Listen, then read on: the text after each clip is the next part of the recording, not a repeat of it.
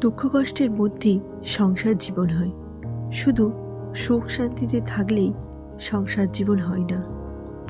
নারী ও পুরুষ দুজনকেই সংসার জীবনে সমানভাবে সামঞ্জস্য রেখে চলতে হয়।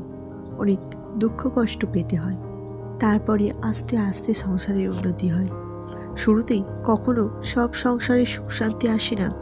আমি দেখেছি সংসারের সুখের জন্য আমার বাবা মা কতটা দুঃখ কষ্ট সহ্য করেছে। দেখেছি সংসারের সুখের জন্য নিজের প্রতি কতটা জুলুম নির্যাতন করেছে।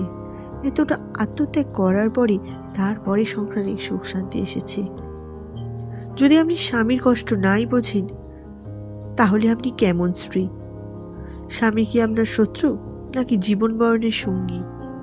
যেই সংসারে স্বামী স্ত্রী দুজনেই তাদের ইচ্ছা মতো চলাফেরা করে, সেই সংসারে সবসময় অশান্তি কিন্তু লেগেই থাকে।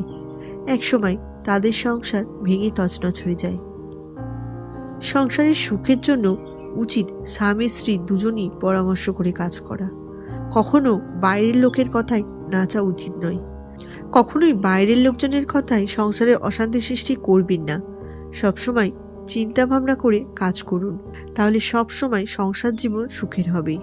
এখন অনেক মেয়ে সংসারের সব বোঝা স্বামীর ওপর দিয়ে দেয়। সে নিজের ইচ্ছায় জীবনযাপন করে। স্বামী যদি তাকে কিছু বলতে যায়, সে সংসার করবে না বলে। সে তো নিজের স্বামীকেই ছেড়ে দেওয়ার হুমকি দেয়। আচ্ছা, এরকম কেন করেন আপনারা? কি লাভ হয় বলুন তো? নারীর রাগ ও জেদের জন্য তাদের সংসারে বেশি ভাঙন ধরে। নারী যখন পুরুষের থেকেও বেশি জেদ করে, যখন স্বামী পরিবার কাউকে মানে না, তখন সব কিছুই নষ্ট হয়ে যায়। সবশেষে একটাই কথা বলবো, রাগ ও জেদ কখনোই স্বামী স্ত্রীর মধ্যে বেশি থাকা ভালো নয়। যতটা সম্ভব এটাকে মিটিয়ে ফেলুন, নয়তো খুব শীঘ্রই স্বামী স্ত্রীর মধ্যে ফাটল ধরবে। বন্ধুরা, এই ছিল আজকের ভিডিওটি কেমন লেগেছে তা অবশ্যই কমেন্ট করে জানাবেন। ভালো লাগলে লাইক, শেয়ার ও সাবস্ক্রাইব করে দেবেন। ধন্যবাদ।